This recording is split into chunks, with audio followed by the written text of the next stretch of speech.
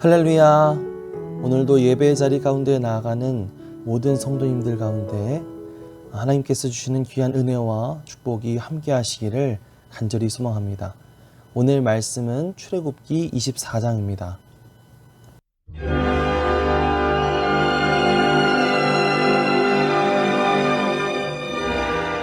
24장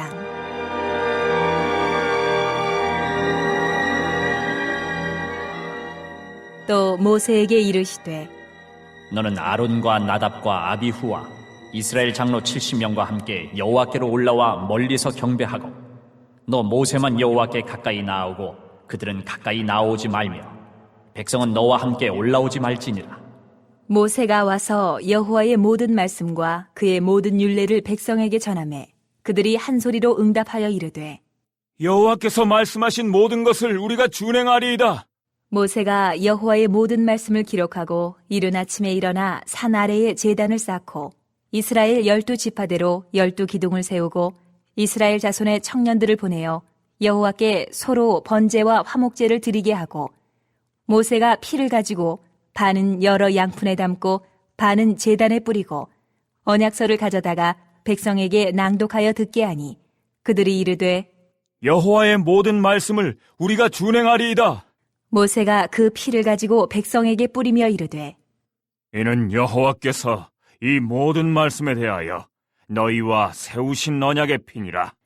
모세와 아론과 나답과 아비후와 이스라엘 장로 70인이 올라가서 이스라엘의 하나님을 보니 그의 발 아래에는 청옥을 편듯하고 하늘같이 청명하더라.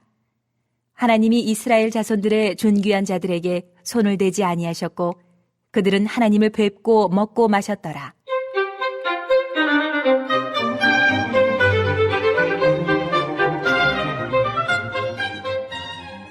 여호와께서 모세에게 이르시되 너는 산에 올라 내게로 와서 거기 있으라.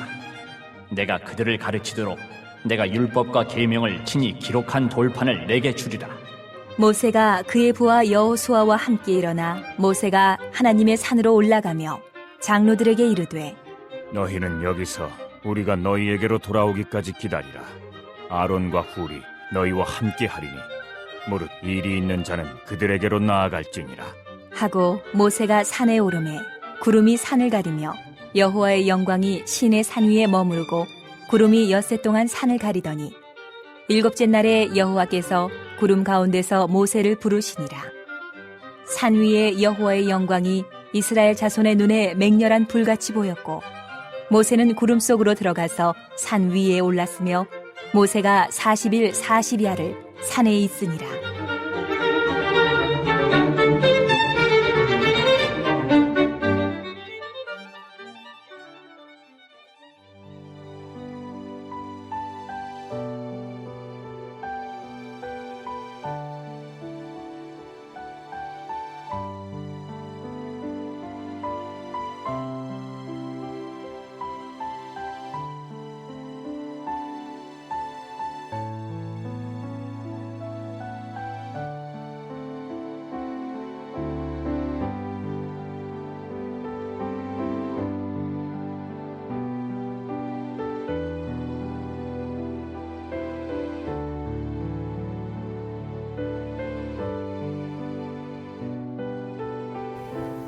이스라엘 백성에게 십계명을 주시고 또 몇 가지 율법과 규례를 주셨던 하나님은 이제 다시 모세에게 여호와께 올라오라 라고 말씀하십니다.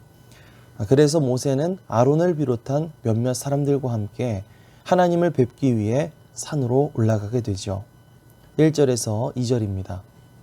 또 모세에게 이르시되 너는 아론과 나답과 아비후와 이스라엘 장로 70명과 함께 여호와께로 올라와 멀리서 경배하고 너 모세만 여호와께 가까이 나오고 그들은 가까이 나오지 말며 백성은 너와 함께 올라오지 말지니라.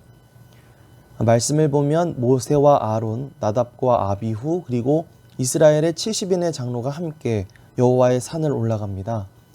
그러나 그들은 산 꼭대기에 계신 하나님의 현존 앞으로는 다가갈 수가 없었습니다. 아론과 나답, 아비후와 70명의 장로들은 멀리 떨어져서 경배해야 했고 오직 모세만이 하나님의 현존 앞으로 가까이 나아갈 수 있었습니다. 그리고 나머지 이스라엘 백성들은 아예 산 아래에서 머물러 있어야만 했습니다. 오직 모세만이 여호와 하나님의 현존 가까이 나아갈 수 있었던 것이죠. 이 말씀을 통해서 우리가 다시 한번 생각해 볼 수 있는 것은 하나님과 백성들 사이에는 엄연한 구별이 있다는 것입니다. 하나님은 우리의 삶 가운데 나타나셔서 우리를 인도해 주시고 또 하나님의 역사를 경험하게 해주시지만 그렇게 하나님의 역사를 경험한다고 해서 모두가 다 하나님과 진정한 친밀함을 가질 수 있는 것은 아니라는 사실입니다. 정작 하나님의 산에 올라가서 하나님 앞에 가까이 나아갈 수 있었던 것은 모세 한 사람뿐이었던 것처럼 말이죠. 우리는 하나님과 어떤 관계를 맺고 있습니까? 내 삶 속에서 하나님의 역사를 많이 경험한다고 해서 그것이 내가 하나님과 친밀한 관계를 맺고 있다는 것을 보장해 주지는 않는 것 같습니다. 그저 우리는 예수 그리스도를 의지하여 하나님과 끊임없이 기도와 말씀을 통해 교제하는 삶, 예배를 통해 하나님 앞으로 끊임없이 나아가는 그런 삶을 살아갈 때에 우리는 비로소 하나님과의 친밀함을 경험하고 또 하나님을 만나게 되는 놀라운 일들을 경험하게 될 줄 믿습니다. 오늘 이 새벽의 시간도 말씀과 기도를 통해 하나님과의 친밀함을 경험할 수 있는 저와 여러분들이 되시기를 간절히 소망합니다. 하나님을 뵙고 돌아온 모세는 하나님이 말씀해 주신 모든 말씀과 율례를 백성들에게 전해 주었습니다. 백성들은 그 말씀들을 다 준행하겠다고 화답하였고 모세는 산 아래에 제단을 쌓아 번제와 화목제를 드리며 그 언약을 확증하는 의식을 치르게 됩니다. 그 모습이 4절에서 8절에 등장하고 있습니다.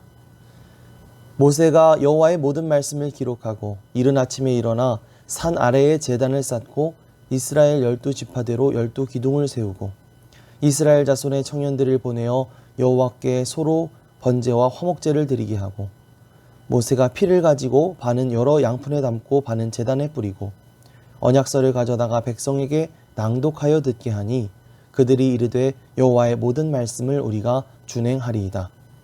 모세가 그 피를 가지고 백성에게 뿌리며 이르되 이는 여호와께서 이 모든 말씀에 대하여 너희와 세우신 언약의 피니라.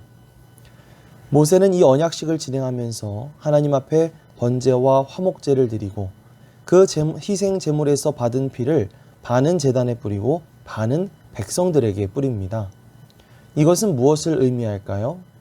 언약이라고 하는 것은 단순한 어떤 약속을 넘어선 피로 맺어진 그런 귀한 관계라는 것을 의미하는 것이죠. 또 그만큼 귀중하고 엄중한 약속이라는 것을 의미하는 것입니다. 이렇게 구약시대에는 짐승의 피가 하나님과 인간 사이의 언약을 맺게 하는 매개체가 되었습니다. 하지만 신약시대에 이르러 이제 우리는 예수 그리스도의 피로 하나님과 새 언약을 성립하게 되었죠. 예수님은 스스로 화목제물이 되셔서 십자가에 못 박혀 피 흘려 죽으심으로 하나님과 우리 사이에 피의 언약을 맺어 주셨던 것입니다. 이렇게 예수 그리스도의 피로 하나님과 새 언약을 맺게 된 우리는 짐승의 피로 언약을 맺었던 이스라엘 백성들과는 비교할 수 없을 정도로 많은 특권과 복을 누리게 되었습니다. 자, 그렇다면 이제 그 언약을 맺은 우리들이 하나님 앞에 고백해야 할 것은 무엇일까요? 7절에 있는 말씀처럼 여호와의 모든 말씀을 우리가 준행하겠습니다 라는 고백일 것입니다. 이 언약이라고 하는 것은 어느 한쪽의 일방적인 약속이 아니라 상호간의 행동이 반드시 뒤따라야 하는 것이기 때문이죠. 예수 그리스도를 통해 우리와 귀한 언약을 맺어주신 하나님께 감사드리면서 우리가 주님한테 주님, 우리가 주님의 말씀을 힘써 배우고 그 모든 말씀을 힘써 준행하겠습니다 하고 결단하며 고백할 수 있는 그런 저와 여러분들이 되시기를 간절히 축원합니다. 그렇게 언약을 맺은 뒤 이스라엘 백성들에게는 아주 중요한 변화가 일어났습니다. 9절에서 11절입니다. 모세와 아론과 나답과 아비후와 이스라엘 장로 70인이 올라가서 이스라엘의 하나님을 보니 그의 발 아래에는 청옥을 편듯하고 하늘같이 청명하더라. 하나님이 이스라엘 자손들의 존귀한 자들에게 손을 대지 아니하셨고 그들은 하나님을 뵙고 먹고 마셨더라. 하나님과 정식으로 언약식을 치르고 난 뒤 다시 산에 올라갔을 때 이번에는 모세뿐만 아니라 아론과 나답과 아비후 그리고 이스라엘 장로 70인이 함께 하나님의 현존 앞으로 나아갈 수 있었습니다. 그리고 그들은 거기에서 이스라엘의 하나님을 배웠다고 말합니다. 물론 하나님은 어떤 형상이 없으신 분이시기 때문에 그의 발 아래에는 청옥을 편듯하고 하늘같이 청명했다라고 하는 추상적인 표현을 쓸 수밖에 없었지만 뭔가 말로는 다 표현할 수 없는 그런 경이로움을 느꼈던 것 같습니다. 어쨌든 이번에는 이들이 하나님을 뵙고도 죽지 않았고 오히려 그 가운데 먹고 마시면서 교제를 나눌 수가 있었습니다. 물론 이들이 매번 그런 경이로운 일들을 경험할 수 있었던 것은 아니었을 겁니다. 이들은 하나님과 선민 언약을 체결했지만 여전히 자유롭게 하나님 앞으로 나아갈 수 없었고 그 이후로도 제사장과 같은 중재자를 거쳐야만 했습니다. 하지만 오늘을 살아가는 우리는 이스라엘 백성들보다 더 자유롭게 하나님 앞으로 나아갈 수가 있게 되었습니다. 왜냐하면 예수 그리스도께서 우리 가운데 오셔서 하나님과 인간 사이에 있는 간격을 이어주셨기 때문입니다. 우리는 이제 하나님 앞에 더 친밀하게 더 가까이 나아갈 수 있게 되었고 또 그 안에서 먹고 마시면서 하나님과 또 성도들과 기쁨의 교제를 누릴 수가 있게 되었습니다. 예수님을 의지하여 이 기도의 시간을 통해 우리가 하나님 앞에 더 가까이 나아가고 또 그 가운데 주님의 현존과 임재를 경험하고 또 그 안에서 자유롭고 기쁜 하나님과의 사귐, 성도들과의 교제를 나눌 수 있는 그런 저와 여러분들이 되시기를 축원합니다. 그 이후 하나님은 모세를 다시 산으로 부르셨습니다. 12절입니다. 여호와께서 모세에게 이르시되 너는 산에 올라 내게로 와서 거기 있으라. 내가 그들을 가르치도록 내가 율법과 계명을 친이록한 돌판을 내게 주리라. 하나님께서 모세를 다시 부르신 이유는 주님께서 그 율법과 계명을 친히 기록한 돌판을 주시기 위함이었습니다. 그래서 모세는 산 아래의 일들을 아론과 훌에게 맡겨두고 여호와의 산으로 올라갑니다. 그리고 거기에서 40일 밤낮을 보내게 됩니다. 하나님은 자신과 언약을 맺은 이스라엘 백성들이 지켜야 할 계명들을 친히 돌판에 기록해 주셨습니다.